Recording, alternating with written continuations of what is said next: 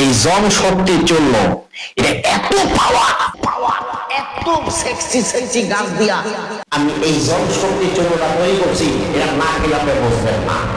আদম সন্তান হইয়া যদি বেটাটা নারীর বুকে যদি ঠিক মতো তুমি চাবুক না চালাইতে পারো, তাহলে তুমি কিসের বেটা? তুমি তো হেঁটা হয়ে গেছো। এই দুনিয়াতে পুরুষ বলিয়া তুমি আর কোনোদিন দাবি করিও না।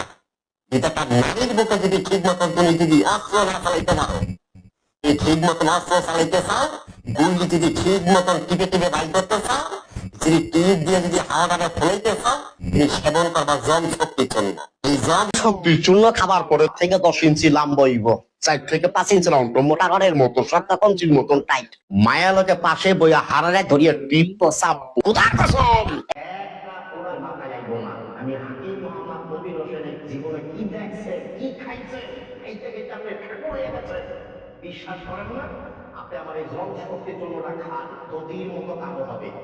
যে পাটা ছাগলের মতো ঝুলিয়ে গেছে, টানি একটা ধরনের মতো ছবি ইসলামানি করা বন্ধ, ক্ষয় সর্বজন বন্ধ, স্বাস্থ্যকরী বিকার ভালো।